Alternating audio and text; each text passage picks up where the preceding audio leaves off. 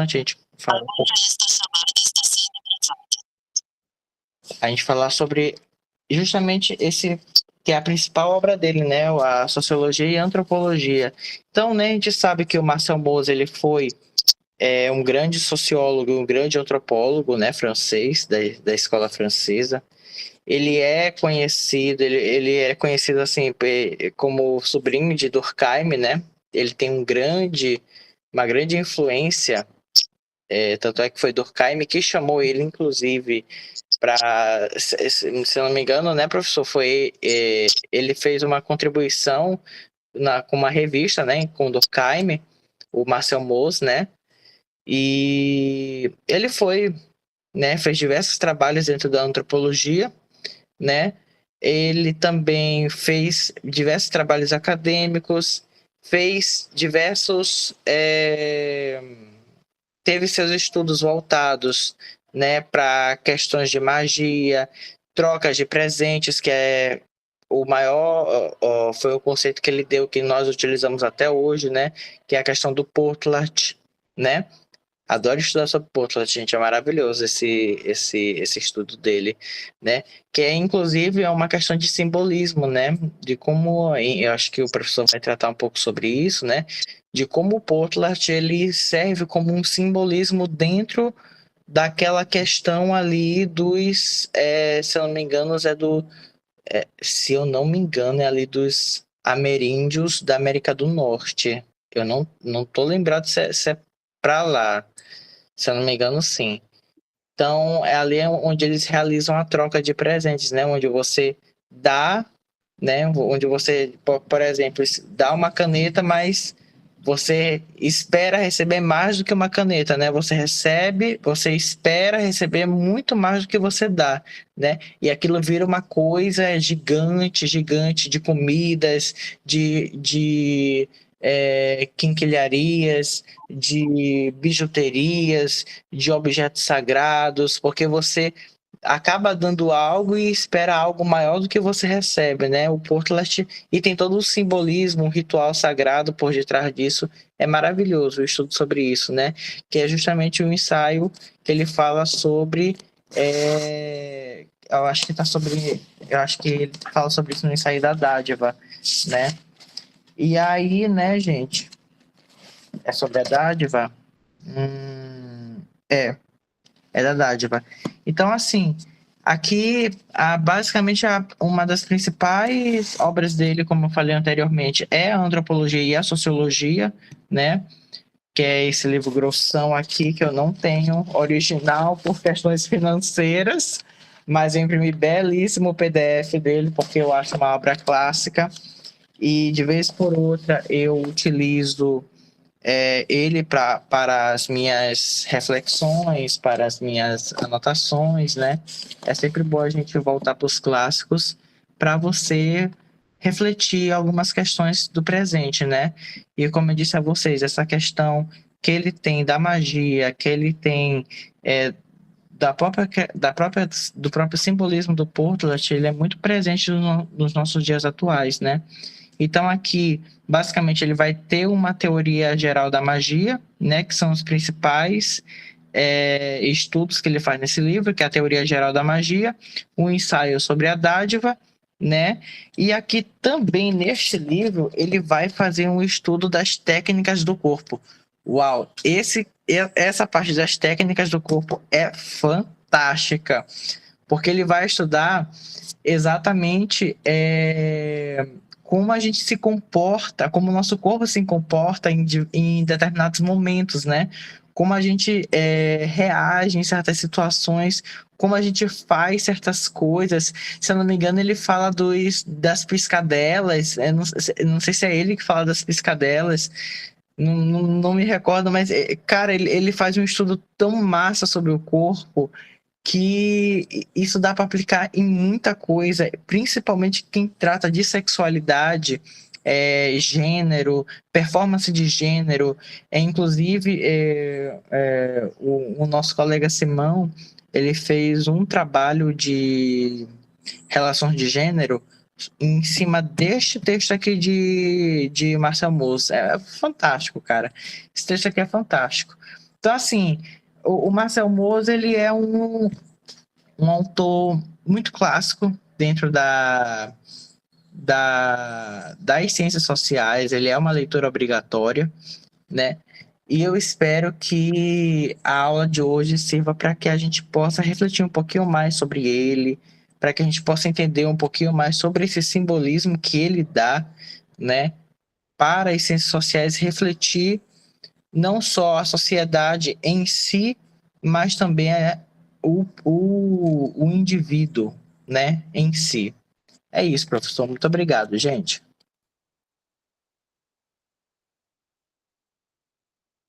Obrigado, Felipe, pela sua introdução. Vamos lá então, né? Vamos discutir esse texto. Não sei como é que está a leitura de vocês, né? Mas, bom, enfim, o tempo do curso é um tempo bastante elástico, né? A gente está aqui já 3 semanas já aí, discutimos 3 autores, né? Uma aula por semana, então deve ter dado para vocês terem dado pelo menos uma passada de olhos no texto, né? Uma lida, né? Mas vamos lá, né? A contribuição de Mauss, né? Nessa questão do simbolismo e também contribuição de Mauss, né? Em tudo que já foi dito aqui, né? Essa questão do simbólico, né? E de fato, né? Diferentemente de Durkheim, né? Durkheim falava essa questão do fato social, né? Como obrigatório e tal, né? Para Mauss, o fato social ele é simbólico, mais até do que o próprio Durkheim, nessa questão do simbolismo, em Mauss está bastante presente, até mesmo o que o Felipe falou sobre a questão do texto sobre a dádiva, no qual, né, essa questão do presente, né, da dádiva, que ela tem essa tripla obrigação, né, ela tem que ser dada, ela tem que ser retribuída, né, ela tem que ser devolvida, né, dar, receber e retribuir, né, porque no presente, na dádiva mesmo, existe lá um princípio, né, o presente não é só algo que se dá, né, ele tem toda uma estrutura social que está por trás dela, né, que lhe garante que dá essa obrigação, né, de ela ser dada, ela ser recebida e ela ser retribuída. O texto que a gente leu, né, é um texto que está dentro, foi publicado, né, lá na revista que foi editada todo esse projeto editorial que Durkheim fundou, que é uma das revistas mais importantes de sociologia que existe, né? Ela não foi a primeira revista de sociologia que existiu. Antes dela, já existia uma revista que era editada na escola de Chicago, né, pelos professores da escola de Chicago, né? Mas acabou que a revista de Durkheim, né, acabou sendo assim a revista assim mais, vamos dizer assim, mais famosa, mais importante assim, né? E acabou como tendo sido ela sendo a primeira revista a ser editada, quando na verdade não foi a primeira, né? Mas dada a importância que esse projeto editorial de Durkheim assumiu. É chamado Escola Sociológica Francesa, né? Essa escola que Durkheim fundou, né? No qual o Mauss, né, faz parte dela, Maurice Robuach também faz parte dela, uma série de autores, tendo um foco comum, né, de pesquisa de desenvolvimento de teorias e de preocupações, né? E o projeto era um projeto um tanto quanto ambicioso, né? Um mote que a gente já viu logo lá naquele texto que a gente discutiu na semana passada do Durkheim, que era justamente investigar como é que determinadas categorias elas foram surgindo ao longo da história, né? E aí é uma pesquisa eles, né, consideravam como de caráter histórico, né? Como que essas categorias elas foram sendo trabalhadas e foram evoluindo ao longo do tempo, né? Até se tornar o que aparece na sociedade ocidental. Veja, né? Tem aí como a gente fala, histórico, né? Tem aí um certo viés evolucionista, né? Nesse pensamento, né? E o próprio texto do Moussa, isso aí é bem visível, né? Mas, novamente, né? Bem-vindo, professor. O professor Estivan está ali nos abrilhantando com sua presença hoje, né? Estamos começando, professor, né? Hoje, os trabalhos de hoje. E aí, estamos começando aí esse trabalho. Então, voltando, retomando aqui, né? Tem um certo viés evolucionista, né, que a gente até percebe na forma como o autor vai construindo o texto, que ele fala, olha, minha pesquisa não é de caráter psicológico, não é uma pesquisa de caráter metafísico, né? Ela tem um caráter histórico, né? Que é justamente investigar de que maneira essa noção de pessoa, a noção de eu, essa própria concepção que as pessoas têm da sua própria individualidade perante outras pessoas, foi se formando ao longo do tempo. E aí ele começa, e ele fala, não é uma pesquisa exaustiva, né? Você vai ver que é um texto bastante curto, né? Um texto curto, não é um texto muito longo, e não adentra em determinadas minúcias, né? E serve como... e ele coloca, né? Aqui, a minha contribuição que eu estou dando aí, pensando na categoria do eu, né? E ele fala, olha, primeiramente, Durkheim, né, pensou a questão da totalidade, né? Temos aí a categoria da totalidade. Alguns autores trabalharam a noção de causa, né? Outros autores trabalharam a noção de espaço, né? Isso aí está logo no começo do texto, aí na página 369, 368, né? Que ele vai falando aí que como é que o Hubert, por exemplo, né? Olha, Hubert e eu, né? Mous falando, né? Hubert e eu trabalhamos a noção de... trabalhando com a questão da magia, pensamos aí como é que a noção de mana ela seria uma espécie de primeira forma que a noção de causa apareceu, né, no pensamento humano, né, no espírito humano, né? Aí da noção de mana, né, a coisa se desenvolveu até chegar à noção de causa, né? E aí ele fala a noção de causa, Durkheim com a noção de totalidade, outros autores, né? Tem um autor com nome que é bem, eu não vou pronunciar esse nome, que é um nome muito Czarnovsky, né? A teoria do espaço, né? Que ele falou, o espaço como uma espécie de retalhamento da extensão, né?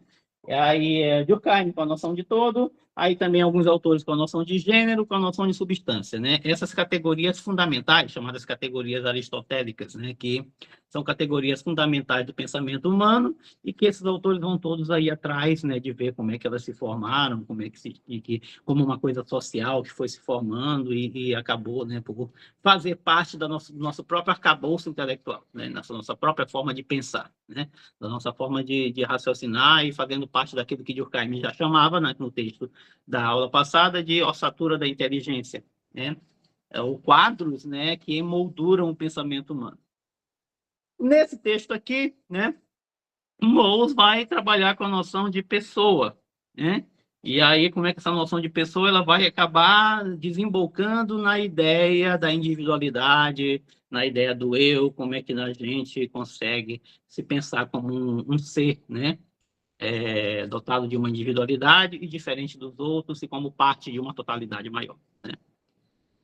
Novamente, né, o que eu vou colocar aqui para vocês é que a gente acolhe, né, o argumento do autor, acolhe aí o mote que o autor está imprimindo ao seu texto, mas a gente vai procurar ler além do que o autor propôs, né?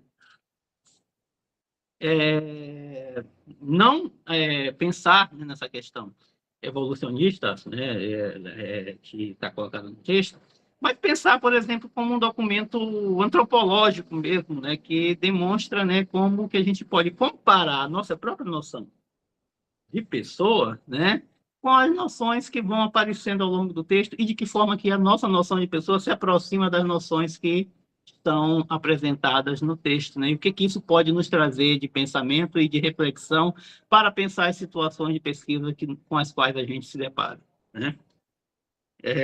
E aí, nesse caso, né, ele começa falando, né, qual é o intento, né, qual é a questão da pesquisa e como é que essa noção ela vai aparecendo, sendo pensada a partir de noções que são correlatas, né, que ele vai colocar. A primeira delas que aparece é a noção de personagem, de pessoa, a noção de persona, né, a noção de pessoa, personalidade e caráter, né? E, por fim, a noção de individualidade e de uno, né? São noções que estão, de certa forma, correlatas, né? E ele vai dizer, não, isso aí elas vão evoluindo ao longo do tempo, né? E a gente trabalha com a ideia de que há uma correlação entre essas noções, né? E aí, se a gente for pensar isso daí, né, nessa correlação, né, a gente lê alguns textos, por exemplo, né, de autores que trabalharam com essa noção de pessoa, né, e não são poucos autores que trabalharam com ela, né? Eu vou citar apenas um grupo de autores que trabalharam com ela, são os autores do interacionismo simbólico, por exemplo, né? Começa ali, os primeiros autores que trabalharam o interacionismo simbólico fizeram uma correlação entre, né, a noção de eu, né, e a noção de mim, né?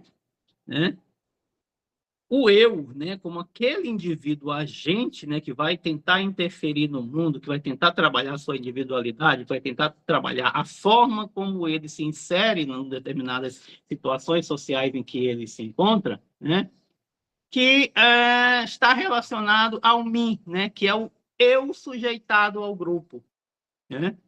Então, você tem ali, né, a forma como esse indivíduo enxerga a sua posição ou negocia a sua posição com os outros indivíduos, né, que é o eu sujeitado, né, está relacionado ao eu, né, self, né, o indivíduo que vai, de certa forma, tentar agir dentro daquele grupo e vai tentar garantir para si aquela posição, né. Interacionismo simbólico trabalha com essa concepção, né, e já começa ali logo nos primeiros anos do interacionismo simbólico, essa ideia já está presente, né? Isso vai sendo só trabalhado com os outros autores, né? No estrutural funcionalismo britânico, né, você vai ter também, né, essa ideia de pessoa vai estar presente na própria concepção que esses autores vão ter da ideia de reconhecimento social, né? Ou de pertencimento social, ou de personalidade social, né?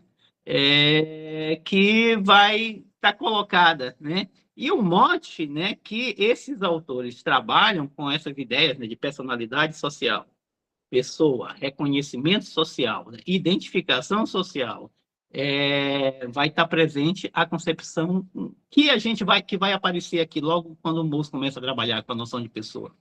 A ideia é o seguinte, de que o que você é, sobretudo, a tua existência social, né, que é a primeira coisa que Mose vai trabalhar nesse texto.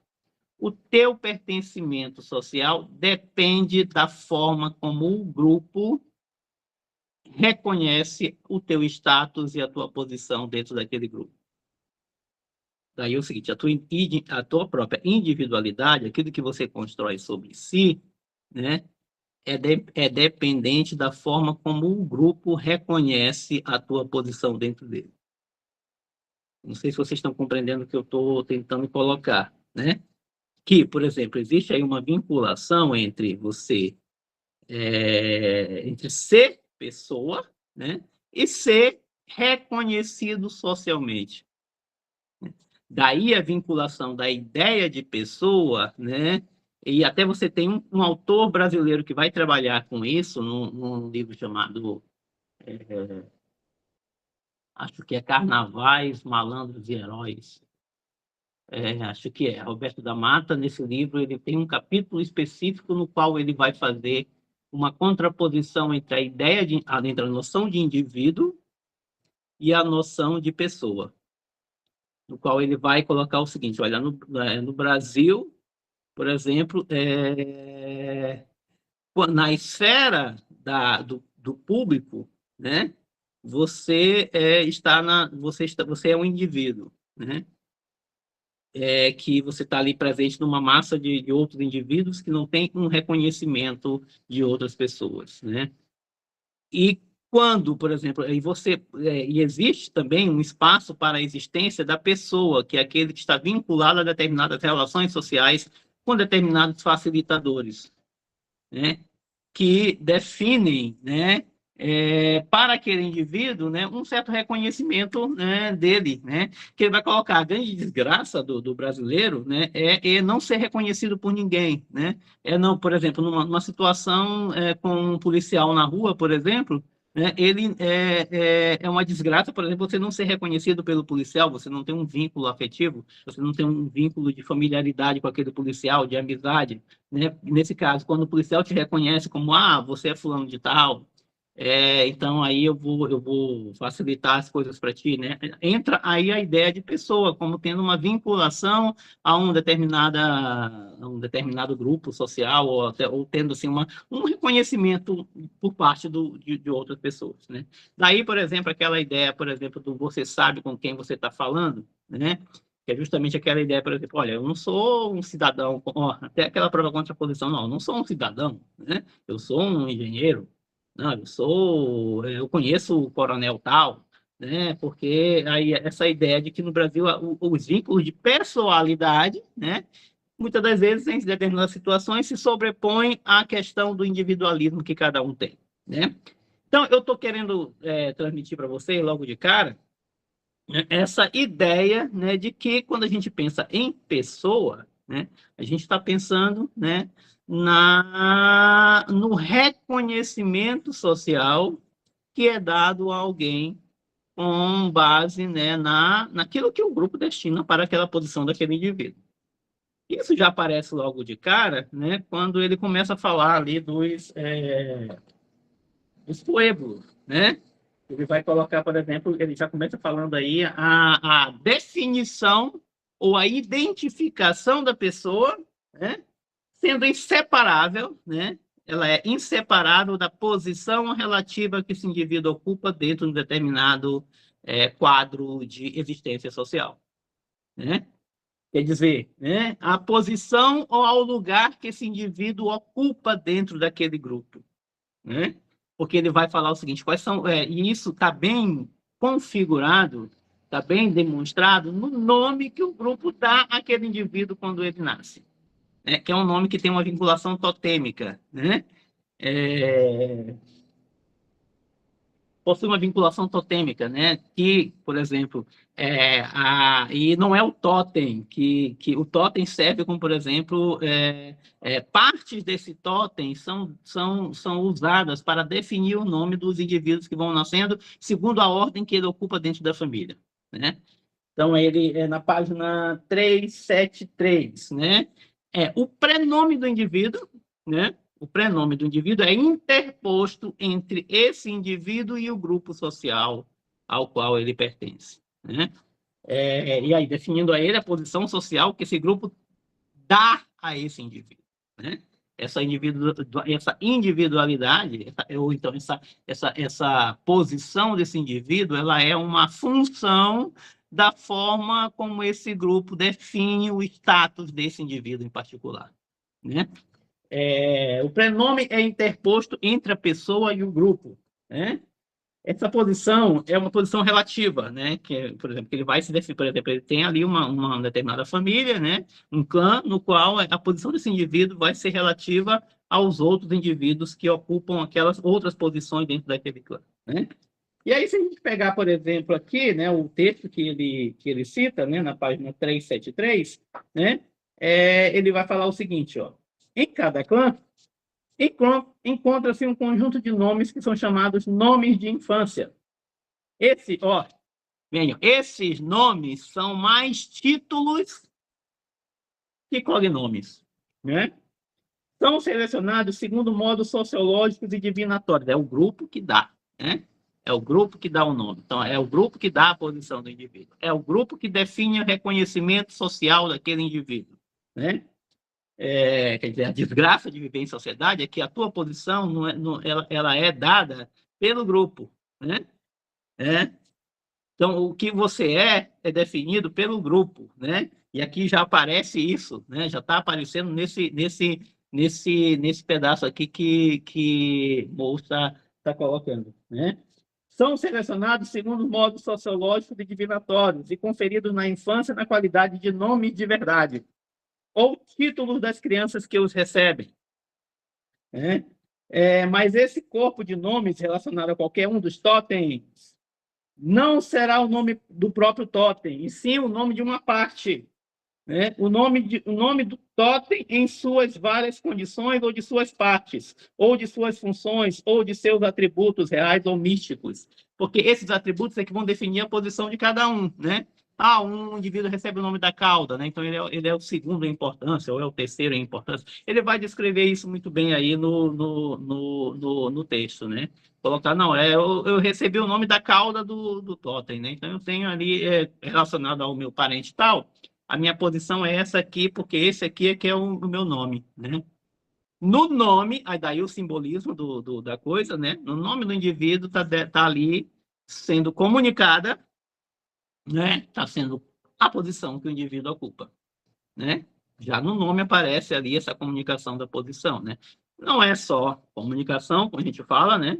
Não só comunica, como também cria, né? Porque a pessoa vai obedecer essa posição, né? O rito que ele vai prestar, né? A reverência que ele vai ter com relação aos outros indivíduos vai depender, né? Dessa definição, né? Que é dada pelo grupo da posição que esse indivíduo ocupa dentro daquele grupo, né? Não só comunica, como também até recria, né, a própria estrutura social, né, a própria organização social, né? Atualiza, né, recria, atualiza essa organização social, né? Então, ó, vamos dizer assim, ó, por exemplo, o braço direito ou a perna do animal, aí corresponde ao norte e seria o primeiro em honra no clã, né? Quem recebe esse nome é o primeiro em honra no clã, né? Então, o nome referente a outro membro, digamos a perna ou o braço esquerdo e seus poderes, pertenceria ao oeste, seria o segundo em honra. O pé direito ao sul e seria o terceiro em honra. O pé esquerdo ao leste e o quarto em honra. A cabeça, as regiões superiores, seria o quinto em honra. A cauda, região inferior, seria o sexto em honra, quer dizer, né, o nome da pessoa, né, o nome que vai sendo dado, tem uma vinculação com o clã, né? Com o totem, né, prefigurando o clã, né, vai definindo ali as posições dos indivíduos, né? Posições dos indivíduos, né, prefigurando o clã, né? Então, ele até coloca isso, né? Quer dizer, é uma totalidade que a todos abrange, né? E que define a cada um seu lugar dentro dessa configuração, né? Dentro dessa organização social, né? Cada um uma totalidade que a todos abarca e que na qual cada um tem uma posição, né? Dentro desse todo. Então, cada um, por sua parte, prefigura a totalidade do clã, né? Quer dizer, o indivíduo, né? O indivíduo que é ali. Então é meio que, por exemplo, ele vai colocar, né? Nesse tipo de organização, né? A pessoa, ela meio quase que se confunde com o grupo, né? Então, você não tem essa noção dessa individualidade, né? Que é muito misturado, né? O que a pessoa é, né? E o que o grupo é, né?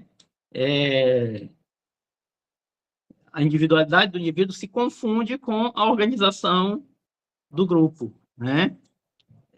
Isso é uma questão interessante para a gente refletir sobre as situações que a gente encontra, né? Essa coisa do indivíduo, né, prefigurando o grupo, né? É uma coisa importante, né? Na página 375, né, tem uma afirmação que Mous faz, né, que é uma afirmação importante da gente reter, né? Que ele vai dar e colocar um argumento sobre isso. Bem aqui na página 375, que ele vai colocar o seguinte, ó. E fechando, né, essa discussão sobre os pueblos, né? Vem aqui, ó.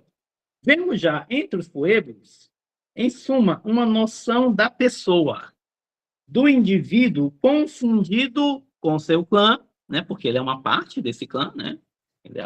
O nome dele corresponde à cauda, o nome dele corresponde à cabeça, o nome dele corresponde ao braço direito, ao pé direito, ao pé esquerdo, ao braço esquerdo, né? Mas já destacado dele no cerimonial, né? Porque essa posição dele vai definir o que ele vai fazer no cerimonial, né? Pela máscara, né? Essa própria ideia de máscara ela é importante, né? Uma ideia de se reter, né? Coisa da máscara, né? pela máscara, por seu título, sua posição, seu papel, sua propriedade, sua sobrevivência e seu reaparecimento na Terra, num de seus descendentes dotados das mesmas posições, prenomes, títulos, direitos e funções, né? Quer dizer, o nome que é dado ao indivíduo prefigura os direitos, os títulos, as obrigações desses indivíduos, né? Isso está, né? Isso está sendo, vamos dizer assim, isso está, essas posições, e é uma coisa, vamos dizer assim, uma coisa simples, né? Mas é uma coisa importante, que é interessante, que é o seguinte, né? A posição, o título do indivíduo, o ritual que ele vai prestar, os direitos e as obrigações que ele tem, isso já está, de certa forma, informado pelo nome que o indivíduo ocupa dentro da sociedade, né? Então, aí, o fulano... daí, por exemplo, uma coisa que sempre me chamou a atenção, essa coisa dos apelidos que as pessoas dão, né? Para determinados indivíduos dentro de um determinado grupo, né? Quer dizer, né, a posição que o indivíduo ocupa dentro daquele grupo, ela já é informada pelo nome que aquele indivíduo carrega consigo, né? E esse nome não é dele. Esse nome, ele de certa forma, meio que herdou, né? Porque é um nome que o ancestral utilizava também. Quer dizer, a pessoa não é algo que da individualidade dele completamente, é algo que ele é outorgado, né? A própria pessoa do indivíduo é algo que é outorgado pelo grupo, né? Um antepassado utilizou antes dele, né? E tem a ver, né, com a própria organização social desse grupo, né? Esse nome que esse indivíduo vai ocupar, né? Não é algo completamente da individualidade dele, né? Algo que foi outorgado para ele, né? É da sociedade, né? É algo, né, que tem a ver com o reconhecimento social do grupo. Você nasce num clã, uma determinada posição, e aí tem N procedimentos divinatórios, um procedimento para poder descobrir qual é o nome que aquele indivíduo vai ter, né? Ou então isso está definido pela própria posição do nascimento do indivíduo, qual é o nome que esse indivíduo vai ter. Daí a importância que ele vai ter no grupo. Daí a posição que ele vai ocupar nesse grupo, o status, né? O papel social que ele vai desempenhar nesse grupo, né? Isso já informado pelo nome que esse indivíduo possui dentro daquele grupo, né?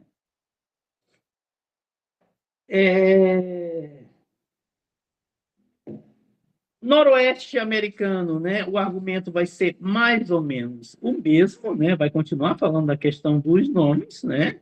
E vai também falar sobre a questão jurídica, a questão religiosa, né?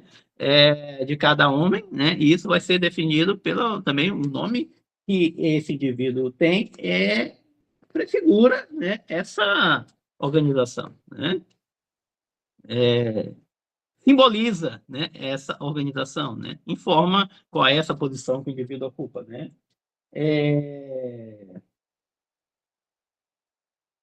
A página 376, né, que ele vai colocar também uma afirmação importante da gente reter, né? Bem aqui, ó, o fato é que todos esses índios, os Kwakiutl, em particular, instalaram entre eles um sistema social e religioso no qual, numa imensa troca, olha a questão da reciprocidade aparecendo aqui novamente no texto do Moore, né? Numa imensa troca de direitos, de prestações, de bens, de danças, de cerimônias, de privilégios, de posições, as pessoas e grupos sociais são simultaneamente satisfeitos.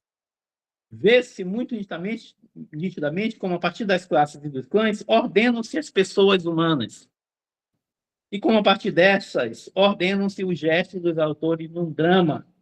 Aqui, todos os atores são, teoricamente, todos os homens livres. Mas, desta vez, o drama é mais do que estético. É religioso, ao mesmo tempo cósmico, mitológico, social e pessoal, né? O drama que esses indivíduos se ritualizam nesses rituais que eles estão aparecendo, né? Não é só uma apresentação de uma performance estética, né? Tem a ver com toda a configuração social que aquele grupo possui, né? Não à toa, por exemplo, esse indivíduo carrega em si a marca desse grupo, né? Ou na máscara que ele usa, na tatuagem que ele carrega, né, no corpo, ou nos objetos que ele transporta consigo. Não é à toa que ele carrega tudo isso consigo, né? Porque ele está, na verdade, atualizando um drama que não é estético, é cósmico, é mitológico, é social, é pessoal, né? O grupo sendo atualizado, né, pela posição que o indivíduo está desempenhando dentro daquele grupo ali.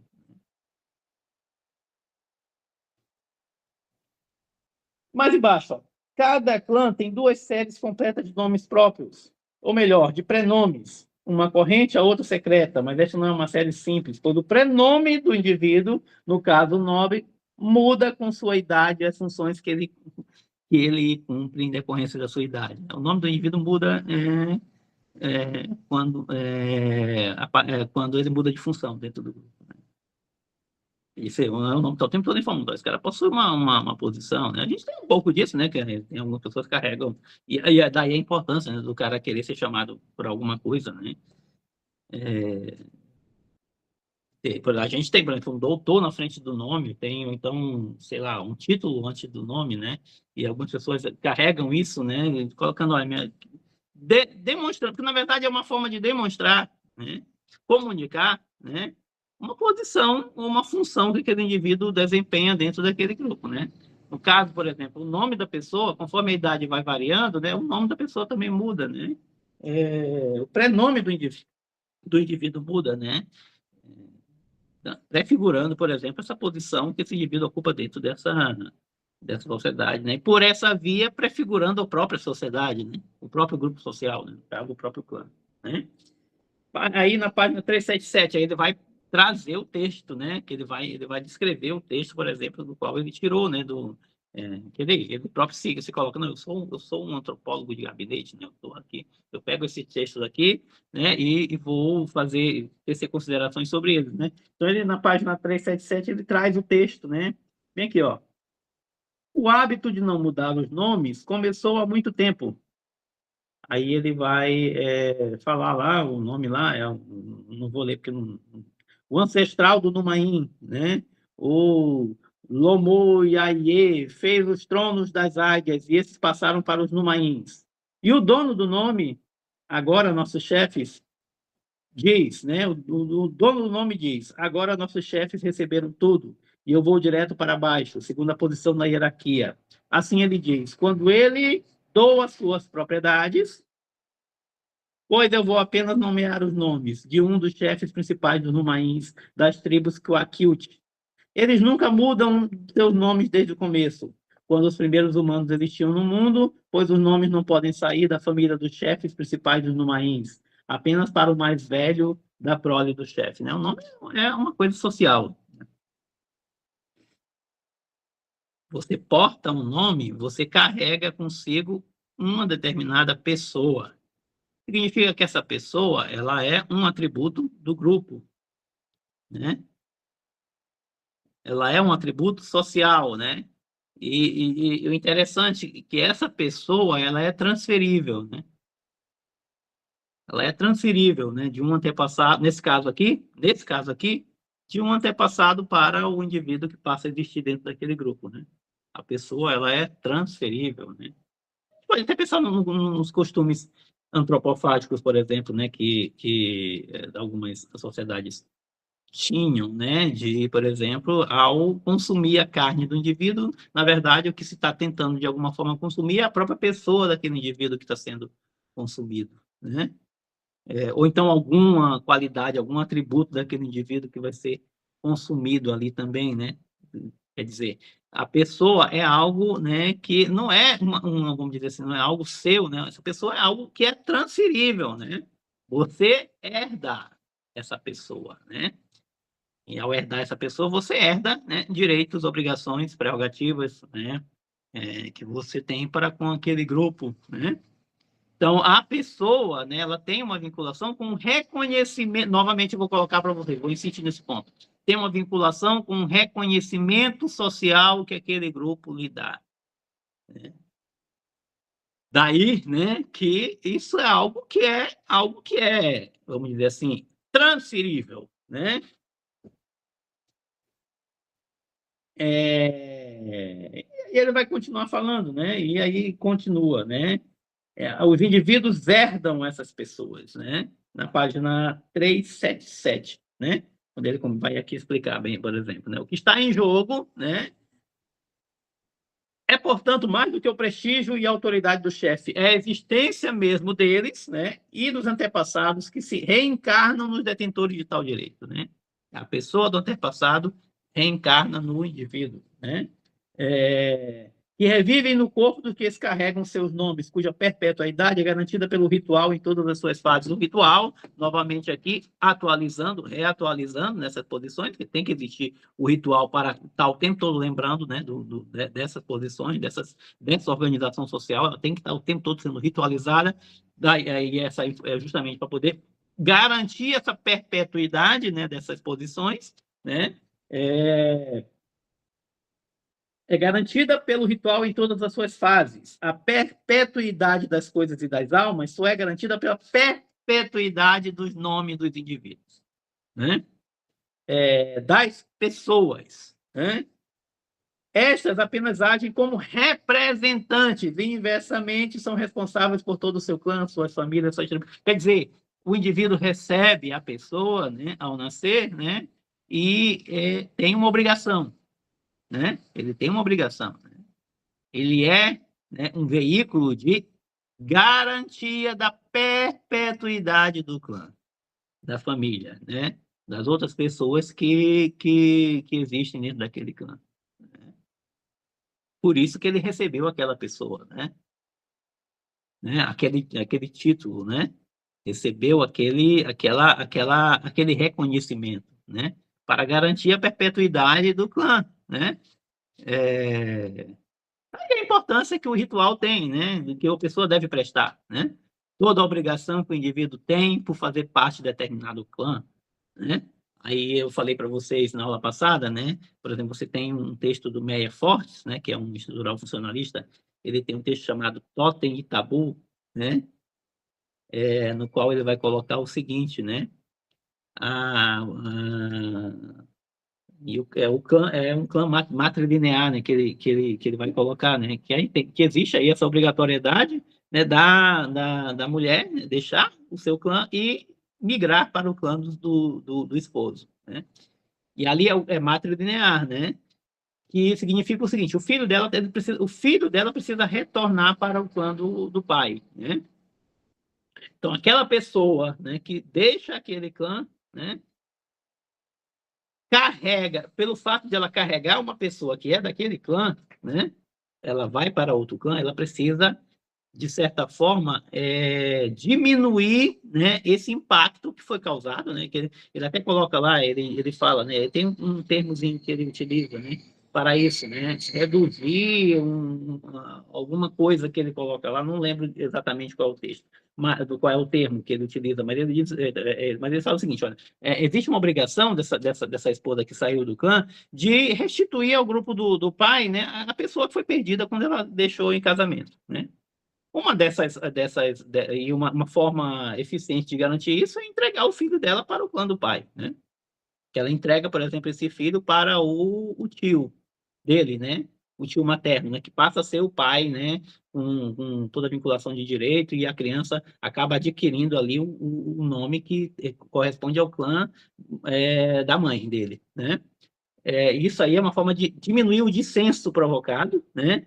Pela saída da mulher do clã do pai e ingresso no clã do marido. E aí acontece uma questão, né?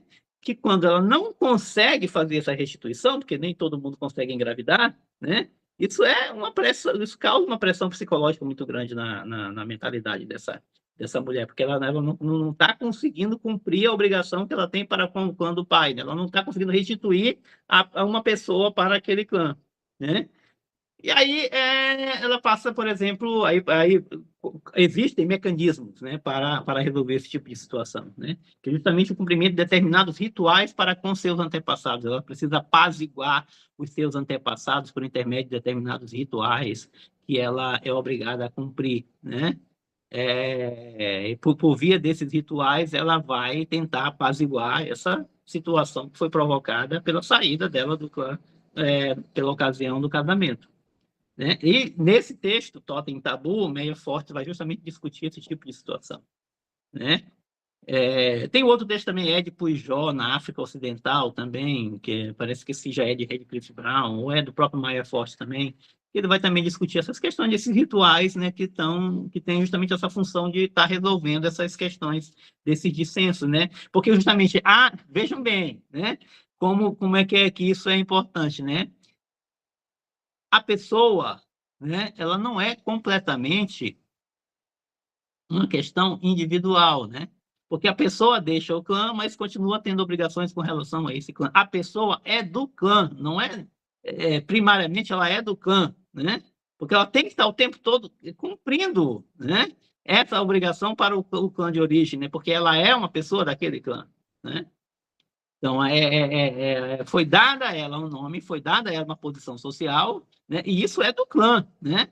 E ela tem que restituir para esse clã, né? Então, é do clã, né? Então, o que você recebe, né? Aquela pessoa do clã no qual você faz parte, né? E você tem obrigações com relação a isso, né? Porque é do clã, em primeiro lugar, né? Vocês estão entendendo o que eu estou colocando, né? Herda os nomes, herda os bens, herda os cargos, herda os antepassados, herda a pessoa no sentido pleno da palavra, né? O que o moço está colocando bem aqui, né?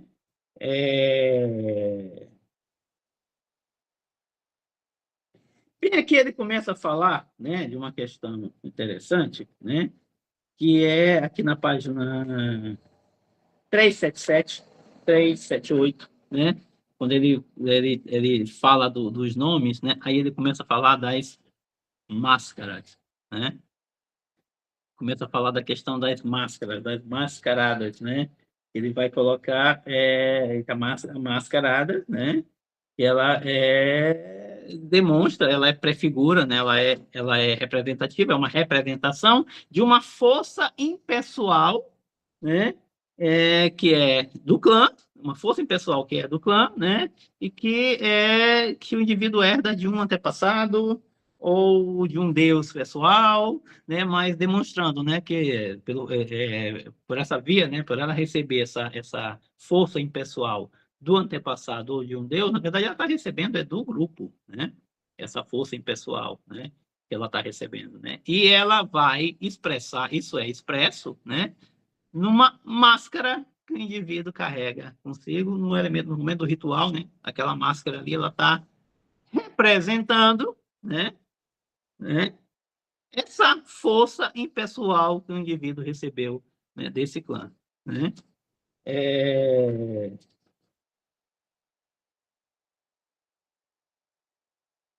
Deixa eu ver onde é que ele está falando aqui, ó. Bem aqui, ó, na máscara, na página 378. É interessante que ele vai colocar, né? Aí ele começa assim, ó, não dispomos de tempo para desenvolver esses assuntos, página 378. De um ponto de vista quase anedótico, assinalo-vos uma instituição, um objeto comum desde os Nootka até os Tlingit do norte do Alasca. É o uso das notáveis máscaras com portinholas, duplas e mesmo triplas, que se abrem para revelar os 2 ou 3 seres, totens superpostos, que o portador da máscara personifica, né? Podereis ver algumas muito belas no British Museum, e também os famosos totem poles, né? Os cachimbos em pedra-sabão. Todos esses objetos que viraram agora mercadoria para turistas, etc., podem ser assim analisados. Um cachimbo que julgo Aidar e ao qual não dei antes muita atenção, representa precisamente um jovem iniciado com seu chapéu pontudo, apresentado por seu pai espírito com chapéu, portando a orca, e abaixo do iniciado, ao qual estão subordinados em ordem descendente, uma rã, certamente sua mãe, e o corvo, certamente seu avô. Todas essas figurações, né, Durkheim chamava de figurações totêmicas, né, elas não têm um interesse puramente anedótico, né. É muito fácil a gente se deixar levar pelo exotismo, né, e achar tudo muito interessante, mas ali por trás dessas figurações, existe a organização social daquele grupo, né? O que aquele indivíduo está representando é um ancestral, um deus que é representativo daquele clã, né? Daí as máscaras com portinhola, né? Que o cara vai revelando, né? As pessoas, né? Que ele porta, né? Durante o ritual, né?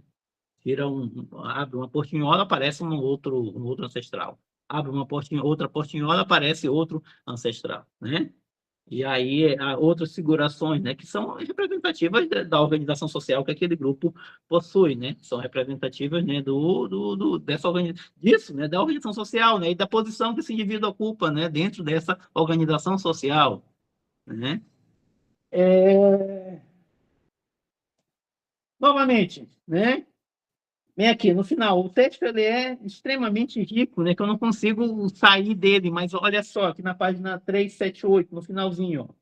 É muito significativo que entre os Kyokuchi, né, e seus parentes mais próximos, Retsuki, Bela Kula, etc., cada momento da vida seja nomeado, personificado por um novo nome, um novo título, da criança, do adolescente, do adulto. O adulto também possui um nome como guerreiro, naturalmente não as mulheres, como príncipe e princesa, como chefe e chefe, um nome para a festa que nos oferecem, homens e mulheres, e para o cerimonial particular que lhes pertence. Para a sua idade, retira seu nome da sociedade das focas. Enfim, são nomeados sua sociedade secreta, na qual são protagonistas, que são representadas por seus homens ou seus filhos. São ainda nomeados a casa do chefe, a canoa cerimonial, os cães, e aí que os pratos, os garfos, os cobres, tudo é blasonado, animado, faz parte da persona do proprietário e da família, das res e de seu clã, né? Então, você tem ali toda uma riqueza simbólica, né? Toda uma figuração, né? Que é representativa do clã, né? O indivíduo carrega com ele, porta com ele, né? Tudo é blasonado, tudo é figurado, né? Tudo é animado, tudo faz parte da persona do indivíduo que faz parte daquele clã, né? Então tem essas sociedades, elas expressam ricamente sua organização social por intermédio de uma riqueza de figurações, né? Esses objetos todos representando essas ideias, né? Esse mundo ideal, né? Que faz parte, né? Da vida social, né? Dela, né? E você vê, está muito figurado, muito bem figurado, muito bem representado, né? Nessas sociedades, né? O ideal que essa sociedade faz de si mesma, né? Evidentemente, né? Tem sociedades que você não vê essa riqueza de forma muito visível, né? Mas não significa que você não tem essa profusão de imagem, né? De figuração, não significa que não exista também, né? Uma esfera ideal que essa sociedade possui, que ela, de certa forma, representa de algum modo, né? Algumas vezes, né? Por representações coletivas, né? Que são expressas oralmente, né? Pela linguagem, né? Nem sempre, né, por meio de figurações palpáveis, né, visíveis como essas que a gente tem nessas sociedades aqui, né, mas algumas vezes isso é figurado, prefigurado, né, por meio de representações coletivas, né, que são categorias, né, que existem dentro dessas sociedades, as categorias que são expressas por essas pessoas que representam um certo ideal coletivo que faz parte daquela sociedade, né? Isso é um mote para um conjunto de pesquisas, né, que vão pensar a partir dessas questões, né? Mas vejam bem, né, a sociedade, esse é um achado, né, dessas pesquisas, né, de Durkheim, de Mose, né, a sociedade, né, ela possui, né, uma esfera material, né, que é a vida cotidiana, no qual as ações transcorrem, né, e existe uma esfera ideal, né, E essa sociedade, ela expressa essa esfera ideal por intermédio, né, de determinadas figurações. Então, essa é um achado que essas pesquisas colocam, né? Esse ideal ele é expresso por intermédio de figurações, é, é, ou, né, de representações, né, quando a coisa se dá apenas por via oral, né, pela linguagem, né, pela linguagem verbal, né, oral, essa linguagem que a gente consegue ouvir e escutar, né, porque também a figuração, ela própria é uma forma de linguagem, né? Ela está comunicando, né, essa esfera ideal que a sociedade possui, né. É, então, parece, então, aqui logo nessa página aqui, né, é, a ideia de persona, né, e, por exemplo, essa noção de persona é uma noção vinculada à noção de pessoa, né? E, de certa forma, né, a noção de pessoa, né, ela é, né, derivada da noção de persona etrusca, né? Porque aí vai para... Porque a palavra ela tem origem etrusca, né? E os latinos, os romanos utilizavam, né? E eles utilizavam de uma determinada forma, que a gente vai já falar sobre ela, né? E aí a persona, para nós, acaba virando pessoa, né? Que aí também aparece a ideia de personagem, personalidade, né? E tudo isso tem vamos dizer assim, um sentido, né? A existência dessas palavras, né? Tem um sentido muito específico, né? Com isso que a gente está falando. O que que é a persona, né? A gente vai já falar sobre isso, né? Então, nomes, né? Também, né? A gente continua ainda falando dessa questão de nomes. O nome carrega também cosmologias, né? O nome da criança, ela carrega uma cosmologia, né? Toda uma mitologia que vai ser expressa pelo nome, vai ser expressa ali pelo nome da criança. A gente está ainda falando do noroeste americano, né? Ele vai explicar, por exemplo, né, ali na página 379, como é que essa sociedade ela consegue definir o nome de uma criança, né? E aí, para isso, toda uma cosmologia empregada, eles chamam determinadas pessoas que têm esse poder de adivinhar que nome que essa criança vai ter. Na página 379 ela vai colocar, né? Bem aqui, ó. Em nosso clã, sempre que uma criança ia ser nomeada, era meu pai que o fazia. Ele agora transmitiu esse direito ao meu irmão, que daí o pai dele, né, deixou de exercer essa função, ele transmitiu para o irmão dele, né, o filho, né. Aí ele vai colocar: o Criador, no princípio, enviou 4 homens do mundo de cima, e quando eles chegaram a esta terra, tudo o que acontecia com eles era utilizado para fazer nomes pessoais. Foi isso que nosso pai nos contou. De fato, de eles virem de cima, originou-se o nome vem de cima. E como vieram como espíritos, temos o nome homem-espírito. Quando vieram, caiu uma garoa, daí os nomes andando no nevoeiro. Vem no nevoeiro, chuva miúda. Dizem que quando eles vieram para o lago de dentro, eles descansaram junto a um arbusto, daí o nome dobra o arbusto. E como eles descansaram junto ao carvalho, há o nome árvore carvalho. Como nossos pássaros vieram com os pássaros trovão, temos o nome pássaro trovão. E como esses são os animais que causam trovões, temos o nome ele que trovoa.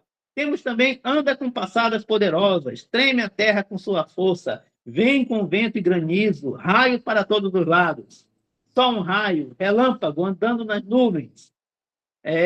Então, o nome está vinculado ao sistema de crença da tribo, o nome está vinculado à cosmologia que essa tribo elaborou, né? Para poder refletir, né? Figurar, né? O cosmo que está ao redor dela, né? O nome carrega essa cosmologia, né? Então, o nome nunca é inteiramente subjetivo, né? A pessoa, né? Sempre carrega um conjunto de orientações sociais, né? Orientações oriundas do coletivo, né? Sempre carrega, né? Orientações oriundas do coletivo, né? E aí, né? E qual é a função, né? Eles definem direitos, obrigações, rituais, né? Posições que esse indivíduo desempenha nessa sociedade, né? Quer dizer, né? É importante para a organização social que existe ali. Então, você veja então, essa vinculação que aparece aí, né, entre a cosmologia, né, que reflete a crença, né? Aí você tem, por exemplo, né, essa cosmologia que reflete a crença, ela deriva, né, de um sistema de conhecimento, né, que essa sociedade possui, né?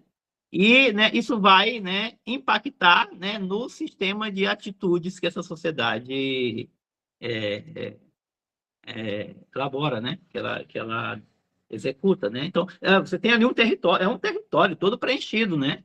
Esse território está todo preenchido, né? Está preenchido por uma cosmologia, né, que ali que reflete um sistema de conhecimento, que aí você vai ter ali um sistema de crença, né? E na vida cotidiana, esse sistema de conhecimento, esse sistema de crença é preenchido por ações sociais que, de certa forma, né, não sei, a gente pode até ter, né, ressalvas com relação a isso, né? Que nem sempre tudo é muito lógico, né? A vida não é tão lógica assim, mas tem uma lógica aí, né? Que tudo muito interligado, né? O sistema de crença, de conhecimento e a ação que o indivíduo desempenha dentro desse território, né? Tem uma lógica muito bem precisa aí, né? Entre, né, o que o indivíduo pensa, o que o indivíduo acredita e o que o indivíduo faz, né? Dentro desse território. É daí que vem a coisa, o território é isso, né? É isso que é o território, né? Você tem ali ações, né? Mas ali tem toda uma cosmologia. Por isso que é importante, por isso que o território é importante, né? Você vai tirar desse indivíduo esse território, né? Porque ali tem um negócio, tem uma cosmologia ali da qual ele faz parte, a qual ele pertence, ele é parte daquele território, aquele indivíduo ali, né? Aí você não vai tirar dele isso, né? Porque ali tem ali um negócio ali, um negócio muito, muito lógico, muito bem articulado ali entre essas diferentes esferas, né? É, Aí ele vai para a Austrália. Na Austrália, ele vai colocar essa coisa da máscara, vai ser extremamente importante, né? Coisa da máscara, né? Também também a máscara, também ela tá dentro dessa lógica aí. Ela também está articulada toda essa questão, né? A máscara que o indivíduo porta, né? Que o indivíduo exibe, né? Porque justamente, né, essa máscara, ela está comunicando, né? Ela está comunicando. Então, ela está comunicando a cosmologia, está comunicando o conhecimento, está comunicando a organização social.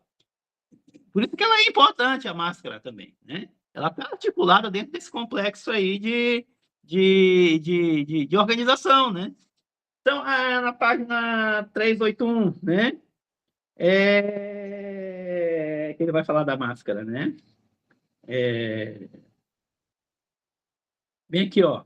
Ele vai falar, né, como é que o indivíduo passa a ocupar, né? Bem aqui, ó. O clã, também o indivíduo faz parte do clã, o indivíduo é parte do clã, né? Ele vai dizer, ó, o clã não é completamente impessoal, né? O indivíduo faz parte dele, né? Ele vai colocar o seguinte, ó. Também, na página 380, também aqui o clã, de modo nenhum, é representado como um ser inteiramente impessoal, coletivo.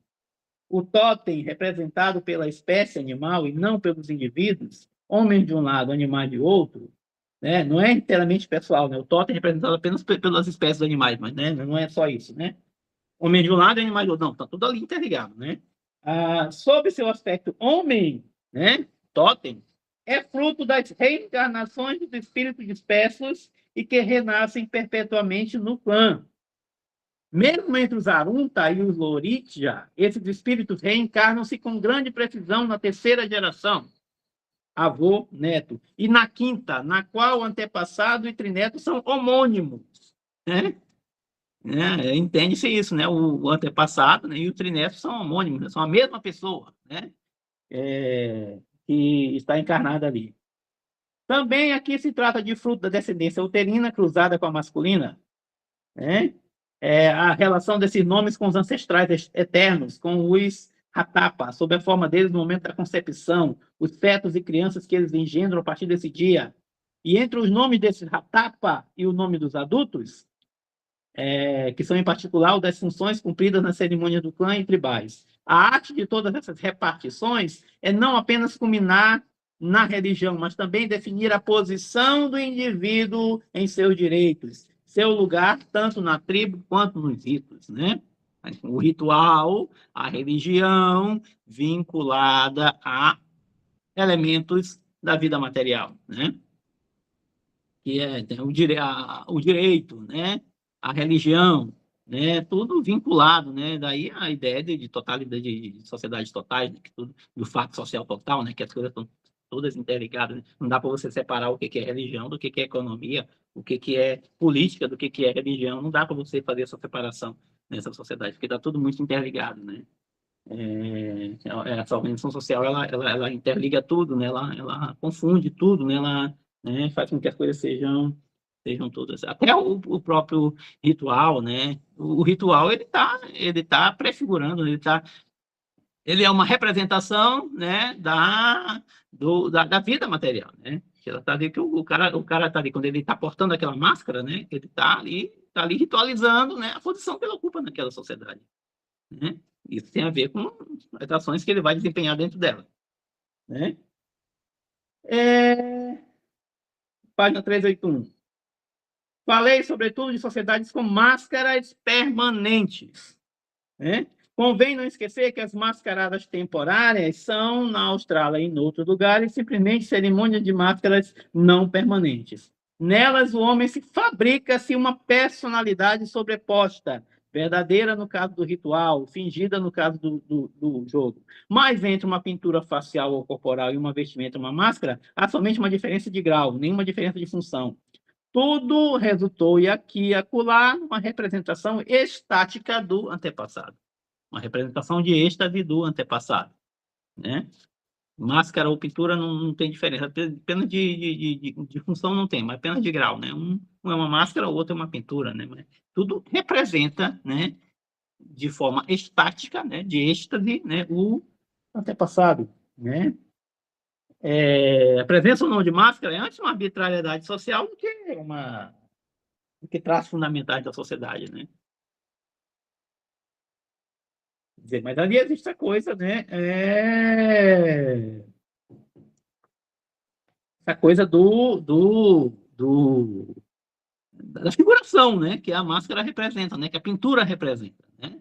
Aí, fechando, né, ele coloca, né? Observa-se, evidentemente, que um imenso conjunto de sociedades chegou à noção de personagem, de papel cumprido pelo indivíduo em dramas sagrados, assim como ele desempenha um papel na vida familiar. A função criou a fórmula, e isso desde sociedades muito primitivas até as nossas. Ele coloca aí, né? O indivíduo desempenha uma função, ele desempenha um papel, né? E no ritual ele vai ali, né? Figurar, né? Fazer uma figuração desse papel que ele já desempenha na vida cotidiana, né? O ritual ele só relembra, ele recria, ele atualiza, né, essa organização, né? E aí né, isso vai ser isso de uma forma completamente estática, né? Porque justamente é para poder mobilizar energias muito poderosas para o indivíduo continuar se sentindo parte daquilo ali, continuar desempenhando esse papel que ele desempenha. O ritual ele é uma representação, né, do que a vida cotidiana já é, né? Inclusive aí tem por função, né, atualizar isso, né, e fazer com que isso continue existindo, né? Seguindo aí o argumento que Durkheim elabora ali naquele texto que a gente deu na semana passada, né? As formas elementares da vida religiosa.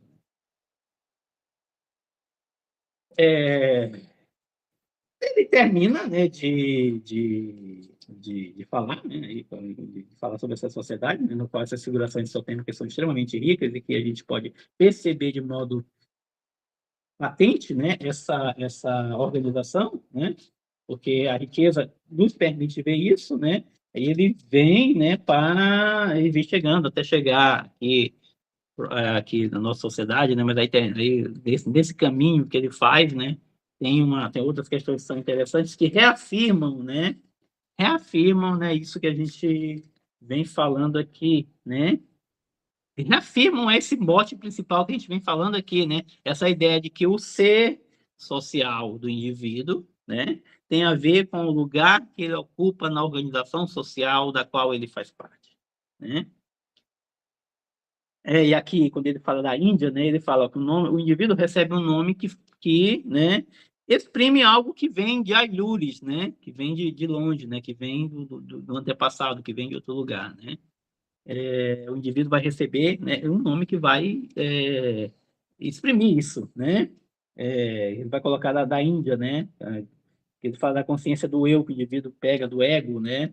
E aqui também ele vai falar sobre persona e máscara, né? É, e aí, quando ele começa a falar da questão latina, né? Que vem aí uma questão interessante, né? Que vem aí de onde é que vem a noção a ideia de pessoa, né? Que aí, para a gente reafirmar essa concepção de que ser pessoa é ser reconhecido socialmente, né? Então, justamente, a definição de pessoa, a tua definição de pessoa, ela advém do reconhecimento social que o grupo lhe dá, né? Essa é a ideia que está sendo colocada bem aqui, né? Então, eu vou poder brincar como o Roberto da Mata fez, né? Entre a noção de indivíduo e a noção de pessoa, né? A gente pode brincar também com essas duas. Quando eu estou falando de indivíduo, eu estou falando de quê, né? Do sujeito, né? Que aqui no caso da nossa sociedade, que já separou as esferas, né?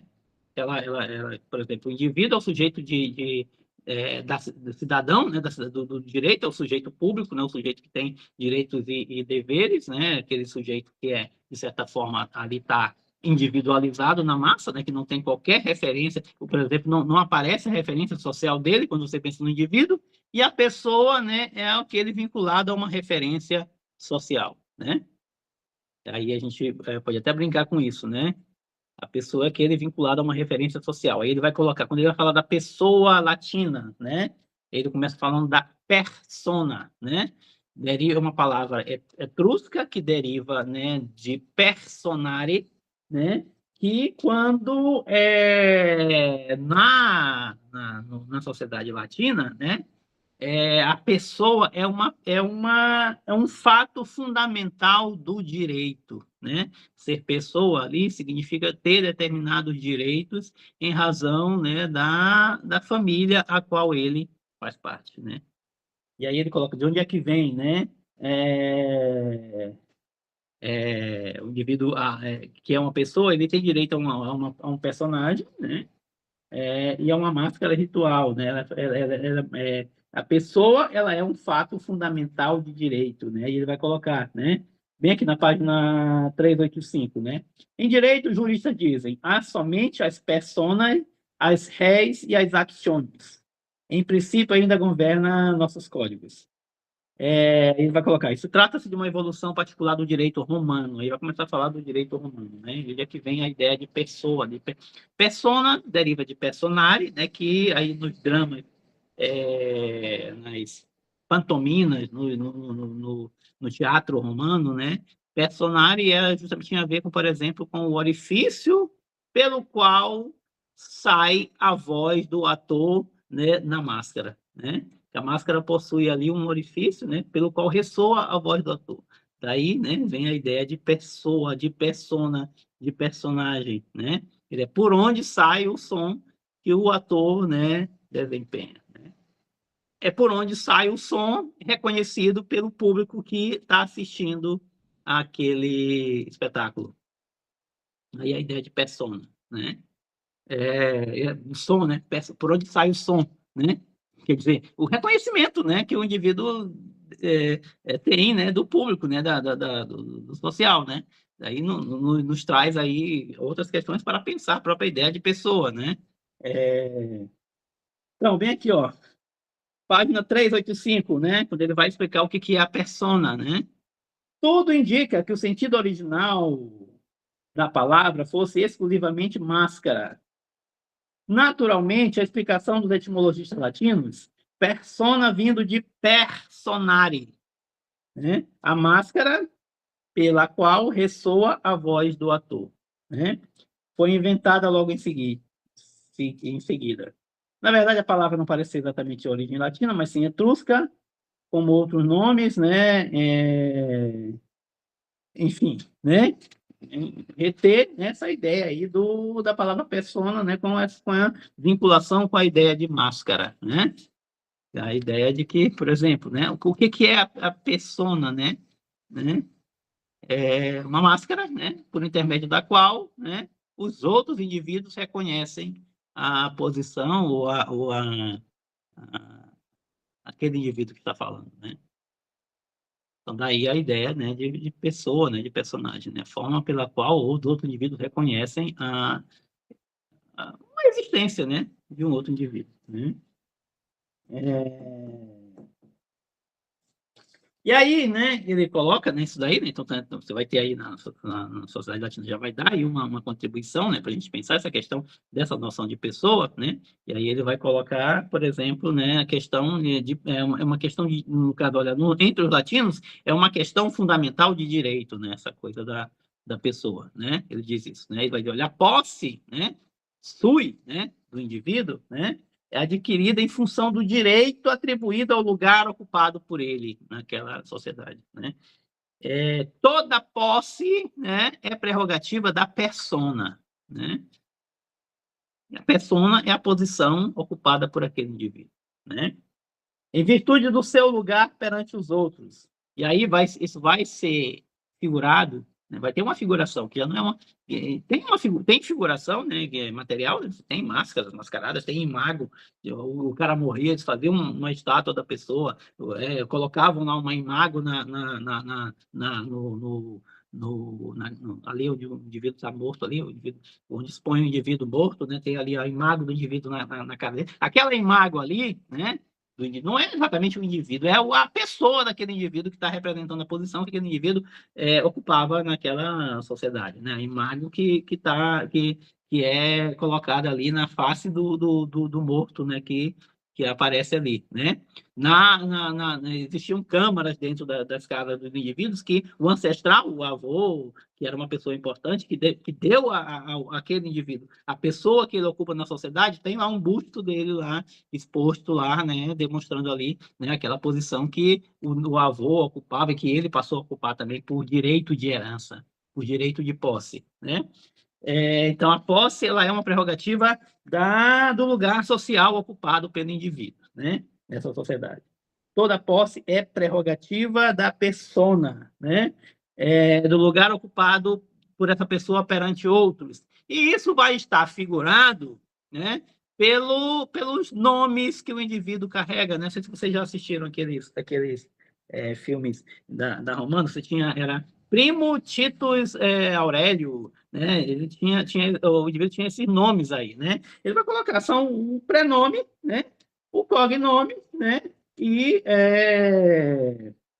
e o sobrenome que o indivíduo tem, né?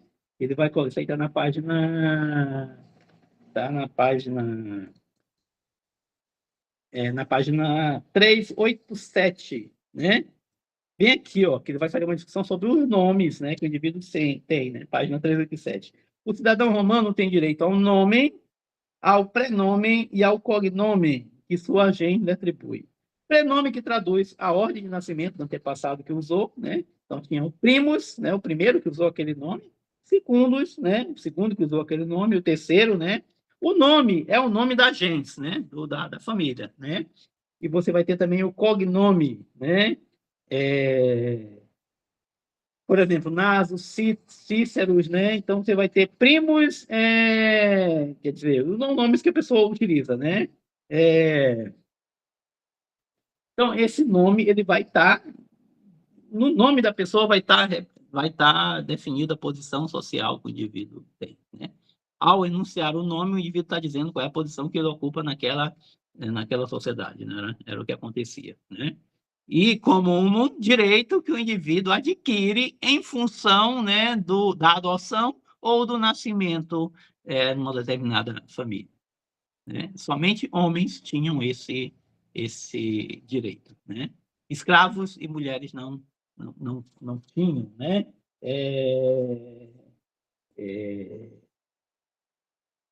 O indivíduo, e aí até ele cita a situação de algumas pessoas que tentam, né, ou que conseguiram roubar o nome de outro, né? Quer dizer, significa aí que ao roubar o nome do indivíduo, você está roubando a própria pessoa daquele indivíduo, né? Usurpando, bem aqui na página 388, que ele vai falar aí uma situação aí, que ele vai colocar de um indivíduo suspeito, né? Que um advogado, um Cícero, advoga em favor de Quentius, né? Ele vai colocar, eis a cena, né? Então, Bibo, Chama o homem de rosto risonho, do modo mais brando possível. E agora tu, Pedro, diz com efeito, está lendo escolhera para si esse sobrenome, tendo como referência as estátuas da família Hélia, temendo se apresentasse como Lígure, que parecesse usar antes o nome de sua nação do que o de sua família. Paetus é um cognome dos Aélia, ao qual Astênios, um Lígure, não tinha nenhum direito, e que ele usurpava para esconder sua nacionalidade e indicar uma outra descendência que não a sua. Usurpação de pessoa, ficção de pessoa, de título e de filiação. Ele já tinha também falado, né, sobre como a pessoa, né, como algo que se transmite, né, de um indivíduo para o outro, né? Quer dizer, a pessoa não está, quer dizer, a pessoa é algo que está vinculado, né, ao indivíduo por intermédio da intermediação da sociedade, né, por intermédio de uma vinculação social, né? Uma pessoa, algo que possa ser transferido, né, algo que possa ser... Escravos não tinham direito a isso, não tinham sequer direito a nome, né? Escravos não tinham direito à persona, né? Porque nesse sentido, não tendo direito à persona, não tinha nome, não tinha antepassado, não tinha corpo, não tinha cognome, não tinha totem, não tinha figurações, né?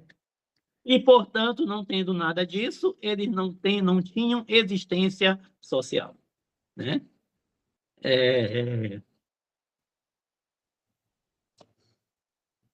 Não existe socialmente, né? Na página 389. Por outro lado, o direito à persona é fundado. Somente o escravo está excluído dele. Servus non habet persona. Ele não tem personalidade, não possui seu corpo, não tem antepassados, nome, cognome, bens próprios, né? Não tem existência social, né? O caso, por exemplo, do indivíduo que vai para uma outra sociedade e até ele adquiriu o reconhecimento social daquela sociedade, ele permanece como não tendo existência, né? Para ter existência, precisa haver o reconhecimento social, né? E aí, no caso, por exemplo, o caso do escravo é bem significativo disso, né? Nossa sociedade, né? Ele já começa a falar na sociedade, né? Falando da questão da pessoa cristã, da pessoa como fato maior, da pessoa como ser psicológico, né? Já tenta fazer uma separação, né, entre o que é a pessoa, né? Daí a nossa dificuldade é entender essa vinculação social que a ideia de pessoa carrega, né? Já começa a fazer essa separação entre o que é o eu, né? E o que é o social, né? Mas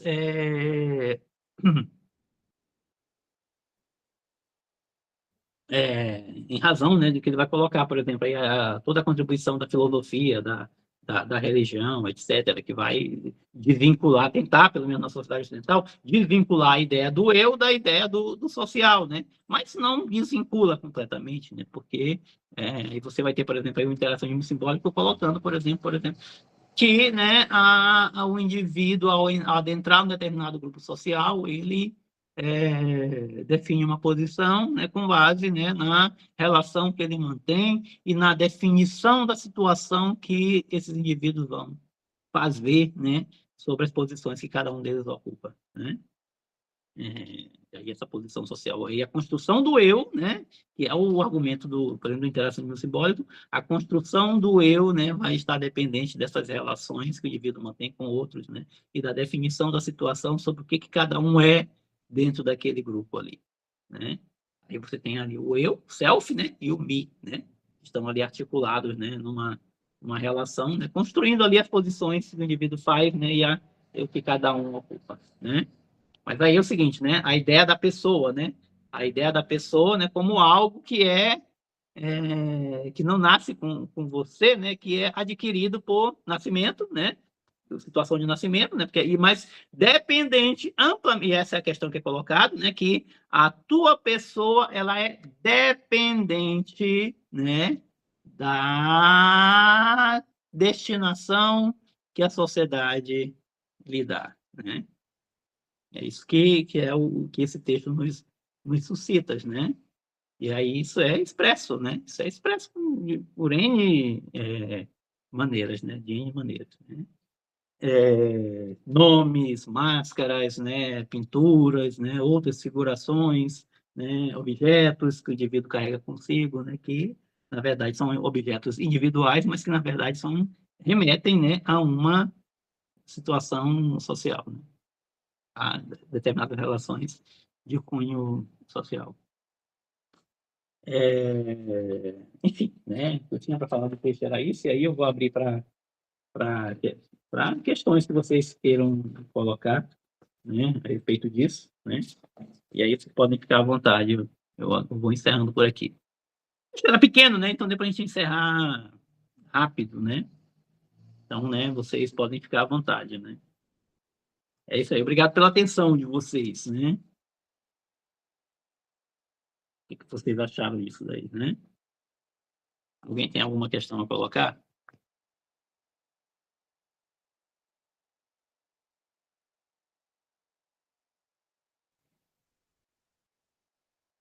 Não, professor, tá tudo bem. Foi bem explicativo. Eu lhe agradeço a aula, viu? Muito obrigado. Obrigado pelo feedback. E aí,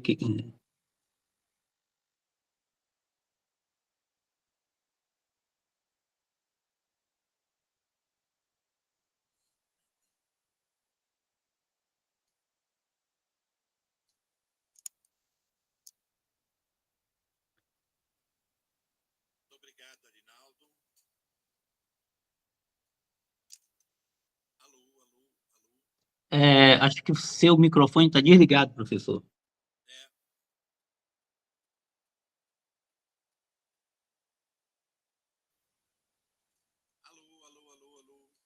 Está um pouquinho baixo, não estou ouvindo, peraí.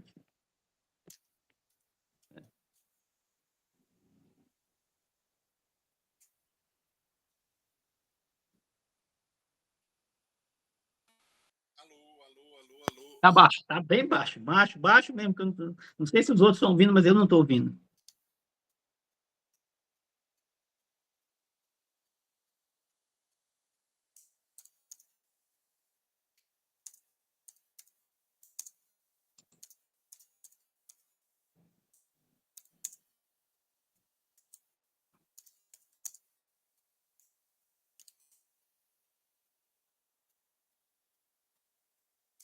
Eu creio que o fone dele deve estar tá meio ruim mesmo, tá?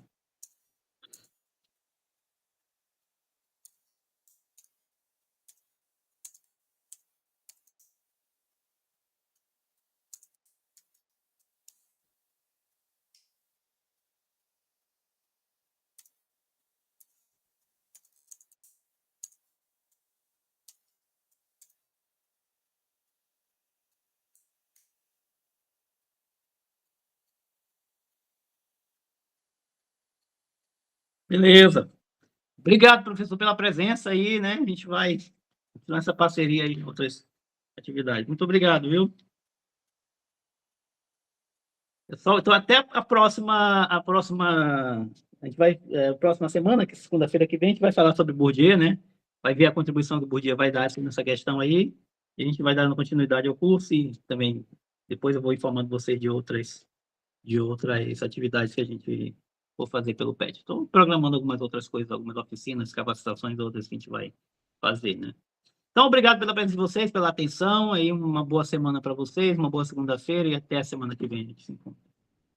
Tá ótimo, professor. Tchau, tchau. Um abraço. Outro. Até Tchau. logo. Obrigado, Arnaldo. Até semana que vem. Até a Valeu, semana que vem. gente. Obrigado também.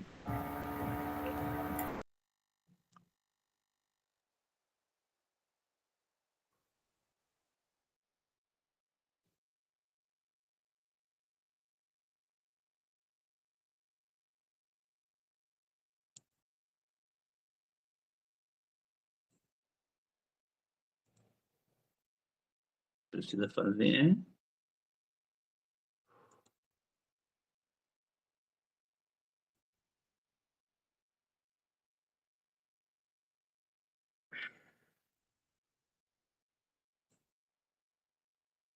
Ok.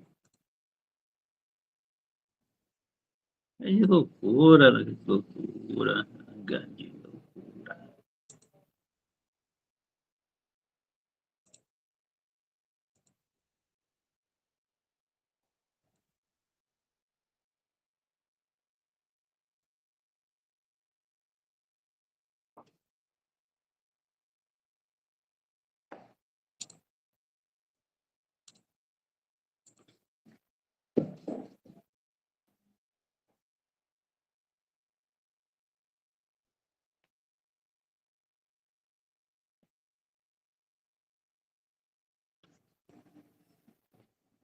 Hum.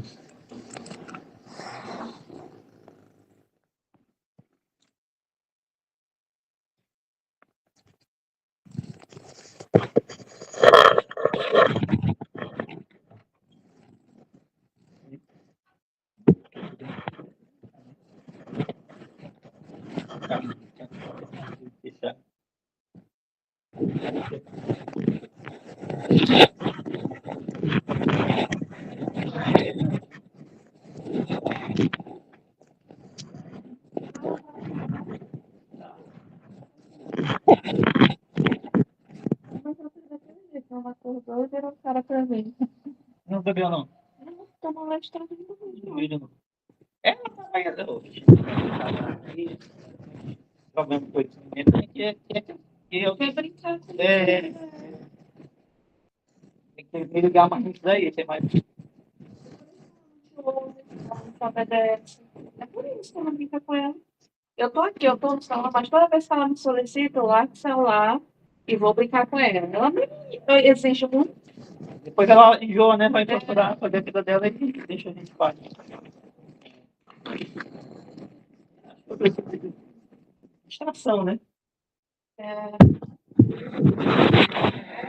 Controle.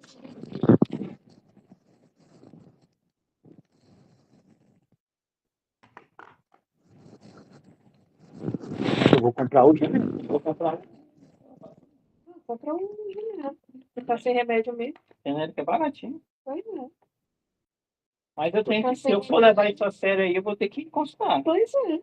Paga uma consulta bem no psiquiatra aí, que é R$ 100 e poucos reais de dia. Olha, eu preciso da receita. Pronto. Diz que, ó, já consultei com não sei quem, gostei. Mas precisa de um acompanhamento. Não, mas o acompanhamento não é no psiquiatra, tu sabe, né?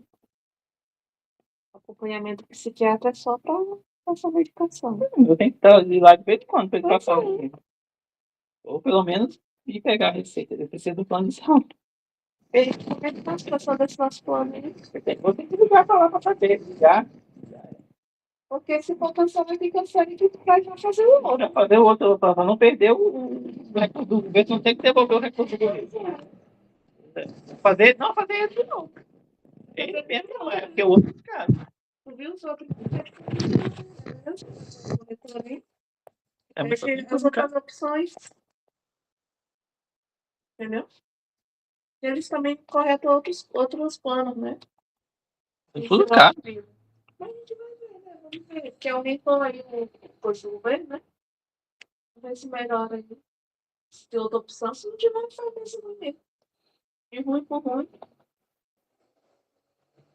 Pelo menos essas consultas assim, a gente consegue fazer. Porque numa emergência dessa, ia lá no que nem fez da outra vez. Ia lá no clínico geral mesmo, o clínico já indicava tudo lá, psiquiatra, psicólogo, terapia, tudo.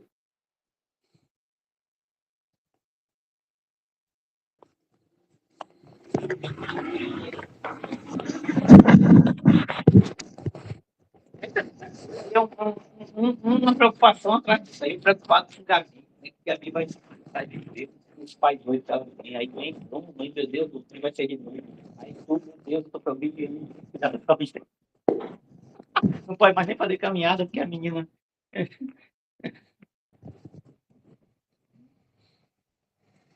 Já acha. E é tudo preocupação pro futuro, sabe? O que, que vai acontecer? Eles têm errado. Que- Não pode pensar hoje. A solução é porque é o futuro, a gente pensa. Mas aí vem bomba, hein? Mês que vem já vem bomba.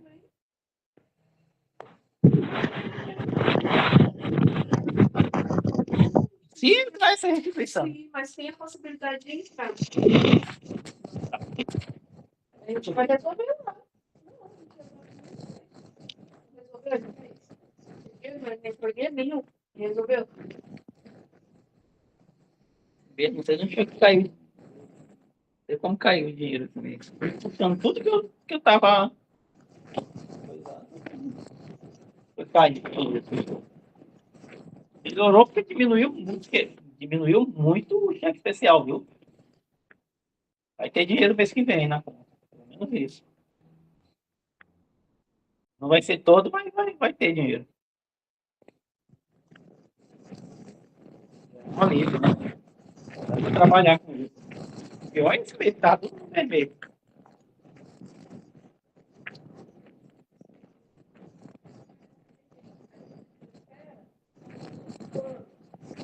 É,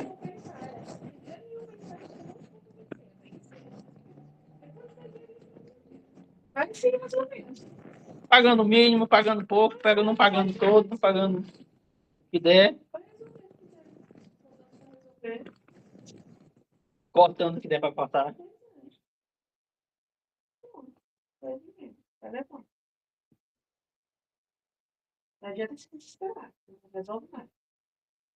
Vai piorar a situação. Só faz merda, aí vai ter que gastar, aí vai gastar dinheiro.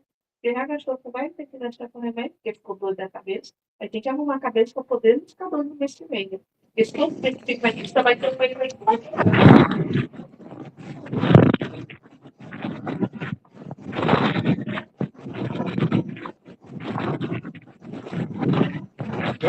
Até um próximo final.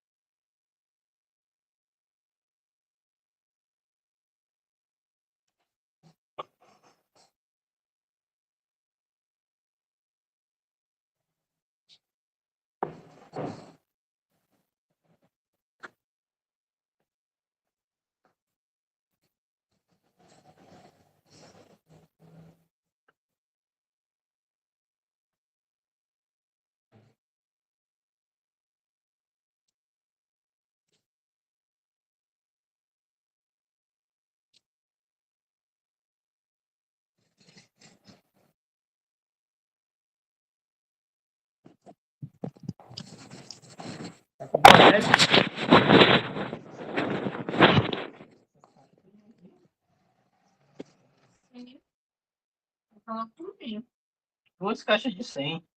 Não. Tem uma de 50 e duas de 100.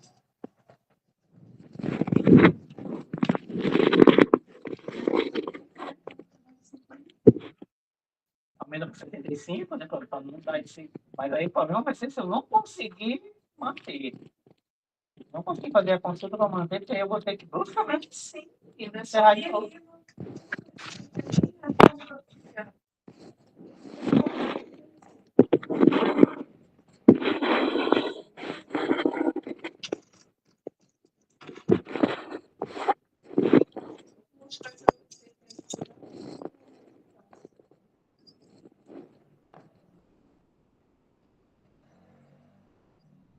Eu não sei que diabo esse tratamento eu da última vez. Aí a pessoa tudo bem feliz. Eu vou lá, às vezes que eu tô aqui, falar que eu tô aqui, tô para matar, pra ver se eu ainda tem. Chego lá, bem, não consigo nem tratamento. Não consigo nada.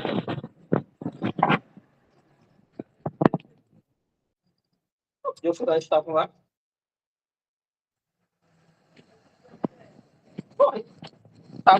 Não foi na aula? Na sexta-feira dessa aí? Eu encostei lá, até perguntei para ver se tem negócio para Bruno, sabe?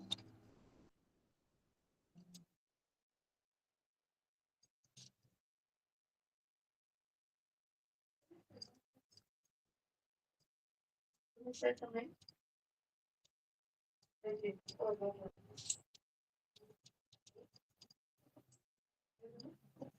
Nem adiantou ontem. Quando eu sair, vai lá, vai dar o cabelo. Né?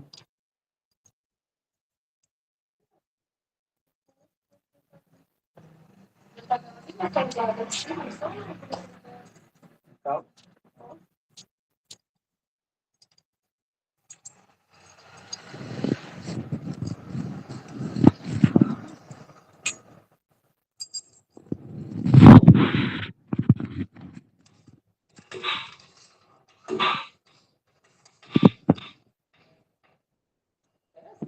Isso aí é consegui ter uma água.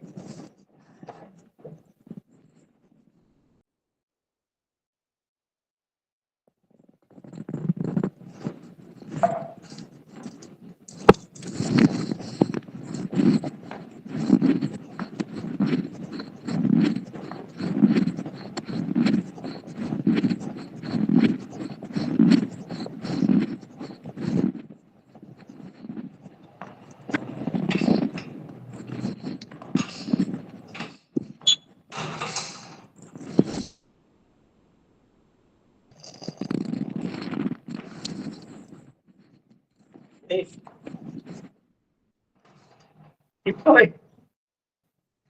Tá respirando aí, tá incomodado, tá te fazendo mal isso aí? Tá falando contigo? Vou tentar ligar a mãe no cemitério. Falando não, que queria ir no cemitério, disse que ele vai voltar, então. 3 horas. Vai sair? Gabi? Pode ir lá, pode.